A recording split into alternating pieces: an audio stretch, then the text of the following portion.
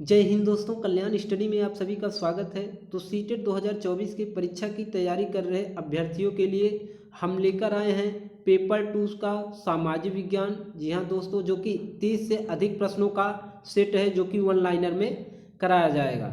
और ये जो 30 से अधिक प्रश्न हमने लिए हैं ये प्रीवियस ईयर सीटेट की परीक्षा में पूछे गए हैं और किसी न किसी एग्जाम में ये पूछे गए हैं, जो कि आगामी आ रहे 2024 के सीटेट एग्जाम में भी ये प्रश्न देखे जा सकते हैं। तो दोस्तों वीडियो के लास्ट तक बने रहिए ताकि आपकी प्रिपरेशन अच्छी हो सके और परीक्षा को आप आसानी से क्रैक कर पाएँ। तो चलिए वीडियो को शुरू करते हैं। पहला प्रश्न है दोस्तों, जिस काल का कोई लिखित विवरण उपलब्ध नहीं हो उस काल को क्या कहा जाता है? तो प्रागैतिहासिक काल बोला जाता है। क्या बोला जाता है? प्रागैतिहासिक काल। अगला प्रश्न है, आदि मानव ने सर्वप्रथम किस पशु को पालतू बनाया था? तो दोस्तों किस पशु को बनाया था? इसका राइट उत्तर है कुत्ता, डॉग जिसे बोलते हैं। तो डॉग को सबसे पहले मानव ने पालतू बनाया था। अगला प्रश्न है, आधुनिक होमोसोपियंस मानव का उद्भव किस काल में हुआ? तो किस काल में हुआ? उच्च पूरा पाषाण काल में। किस काल में हुआ था दोस्तों? उच्च पूरा पाषाण काल। अगला प्रश्न है, मानव ने आग का प्रयोग। ये दोस्तों बहुत बार ये क्वेश्चन रिपीट हुआ है कि मानव ने आग का प्रयोग किस काल में प्रारंभ किया? तो इसका राइट आंसर है नवपाषाण काल। क्या है दोस्तों? नवपाषाण काल।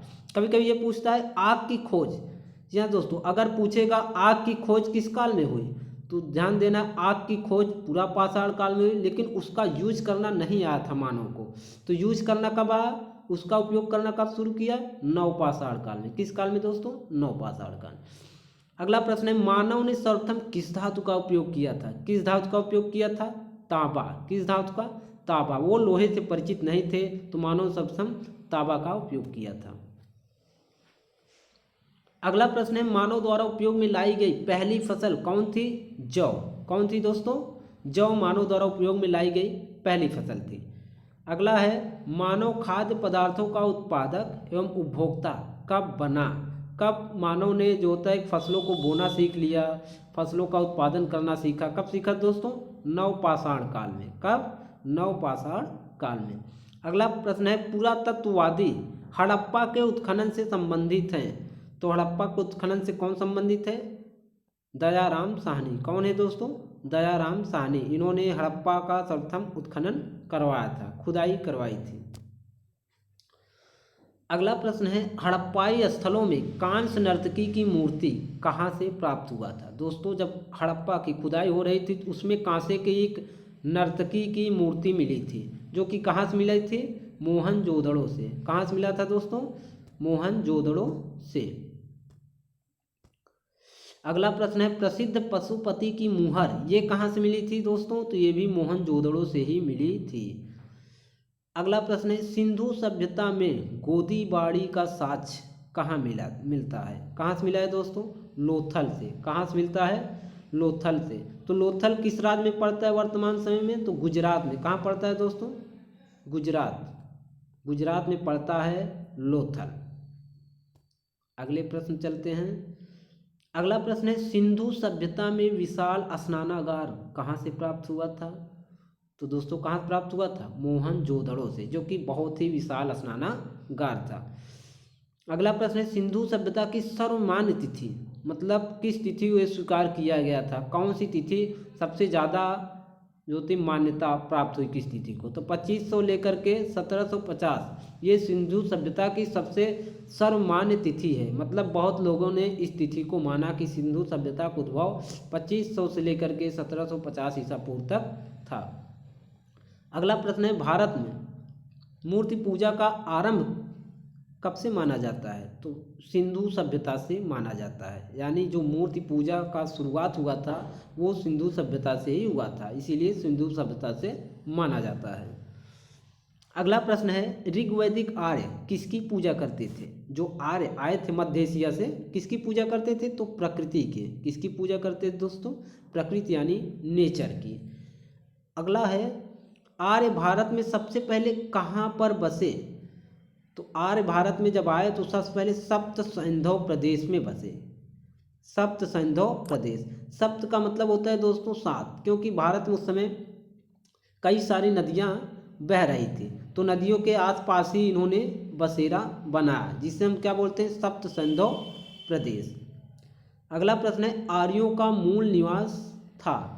आर्य जो रहते थे वो मूल निवासी कहाँ के थे, तो थे मध्य एशिया, जिसको एशिया माइनर भी कहा जाता है। देखिए एशिया माइनर, तो एशिया माइनर के आर्य रहने वाले थे। प्रसिद्ध गायत्री मंत्र किस वेद से लिया गया है। जो गायत्री मंत्र है प्रसिद्ध, जो कि बहुत ही प्रसिद्ध गायत्री मंत्र है, ये किस वेद से लिया गया है, तो ऋग्वेद से। किस वेद से दोस्तों, ऋग्वेद से। तो दोस्तों आपको मंत्र पता होगा, ओम भूर्भुवः स्वः तत्सवितुर्वरेण्यम, ऐसे करके ये गायत्री मंत्र है, ये ऋग्वेद से लिया गया है। आगे है सत्यमेव जयते। दोस्तों बहुत ही महत्वपूर्ण वर्ड है ये, बहुत ही महत्वपूर्ण शब्द है सत्यमेव जयते। ये कहाँ से लिया गया है, तो मुंडकोपनिषद से। कहाँ से लिया गया है, मुंडकोपनिषद से, जो कि सत्यमेव जैसे, जो कि सिक्के हो गया, नोट हो गया, ये हर जगह ये हमारा राष्ट्रीय शब्द है, सत्यमेव जयते। सत्य की ही विजय होती है। अगला प्रश्न है, सबसे प्राचीन वेद कौन सा माना जाता है दोस्तों, ऋग्वेद। कौन सा, ऋग्वेद। ऋग्वेद सबसे प्राचीन वेद है।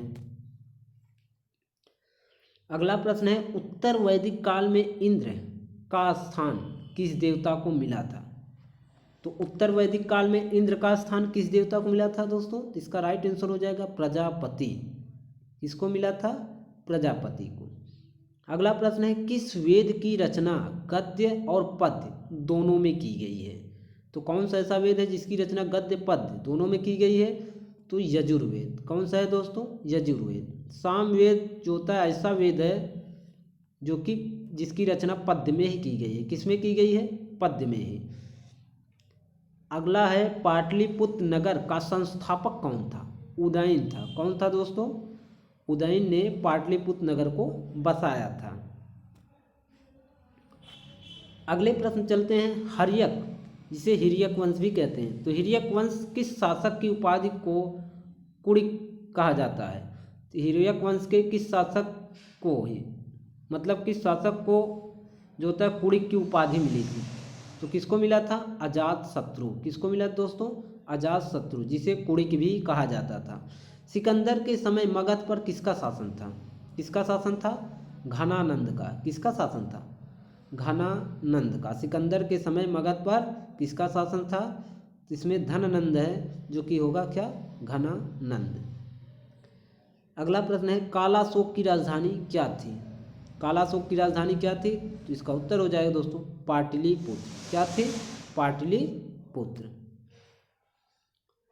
अगला प्रश्न है, सर्वे छात्रांतक अर्थात क्षत्रियों का नाश करने वाला कहा गया है। किसे कहा गया है दोस्तों, महापद्मनंद। ये नंद वंश की स्थापना इन्होंने किया था। नंद वंश की स्थापना किसने करी थी, महापद्मनंद। और महापद्मानंद को क्षत्रियों का नाश करने वाला भी कहा जाता है। अगला प्रश्न है, सिकंदर कहाँ का शासक था। तो सिकंदर हो जाएगा मकदूनिया का शासक। कहाँ का शासक था दोस्तों, मकदूनिया। वर्तमान में देखें तो मकदूनिया कहाँ पड़ता है दोस्तों, ये पड़ता है यूरोप में। कहाँ पड़ता है, यूरोप महाद्वीप में ये मकदूनिया वहाँ पड़ता है। अगला प्रश्न है, सिकंदर एवं पुरुष के बीच, ये पुरुष नहीं दोस्तों, का नाम था पौरुष, जिसको पोरस भी बोलते हैं। सिकंदर और पोरस के बीच युद्ध हुआ था ना, तो सिकंदर और पोरस के बीच प्रसिद्ध जो विस्तार, ऐसे विस्तार नहीं है, ये वितस्ता है। झेलम नदी को वितस्ता नदी भी कहा जाता था। तो झेलम नदी का युद्ध कब हुआ था, तो 326 ईसा पूर्व। तो सिकंदर भारत आया था। सिकंदर जब भारत आया था तो उसका युद्ध हुआ था झेलम नदी के तट पर सिकंदर और पोरस के बीच। सिकंदर और पोरस के बीच। और वो युद्ध कब हुआ था दोस्तों, 326 ईसा पूर्व। कब हुआ था, 326 ईसा पूर्व। याद रखिएगा, इंपॉर्टेंट प्रश्न है ये। जैन धर्म के 24वें, ये भी वेरी वेरी इंपॉर्टेंट प्रश्न है दोस्तों, कि जैन धर्म के 24वें तीर्थकर थे, तो ये कौन थे, महावीर स्वामी। कौन थे दोस्तों, महावीर स्वामी। कभी कभी ये पूछ लेता है कि जैन धर्म के पहले तीर्थकर कौन थे, तो पहले बताना है दोस्तों ऋषभदेव। कौन थे पहले तीर्थकर जैन धर्म के, तो ऋषभदेव, ये जैन धर्म के पहले तीर्थकर हैं, ऋषभदेव। महावीर ने जैन धर्म में पूर्व से प्रतिपादित 4 महाव्रतों में से कौन सा 5वां व्रत तोड़ा? तोड़ा नहीं दोस्तों, जोड़ा। कौन सा 5वां व्रत था? तो जैन धर्म में 4 व्रत तो पहले ही थे, जो कि पार्श्वनाथ ने बनाए थे। 4 व्रत पहले थे जैन धर्म में, लेकिन 5वां व्रत महावीर ने जोड़ा था उसमें। तो कौन था? ब्रह्मचर्य। इन्होंने तोड़ा था, ब्रह्मचर्य का इन्होंने क्या किया था? तोड़ा था। इसमें तो लिखा है तोड़ा फिलहाल, तो यहाँ तोड़ा ना होके क्या हो जाएगा दोस्तों? जोड़ा। कौन सा 5वां व्रत जोड़ा था इन्होंने? ब्रह्मचर्य का। अगला प्रश्न है, जैन धर्म के त्रिरत्न कौन थे दोस्तों? जैन धर्म के त्रिरत्न कौन थे? तो त्रिरत्न थे सम्यक ज्ञान, सम्यक आचरण, सम्यक दर्शन। ठीक है, सम्यक ज्ञान, सम्यक आचरण और सम्यक दर्शन, ये जैन धर्म के त्रिरत्न थे।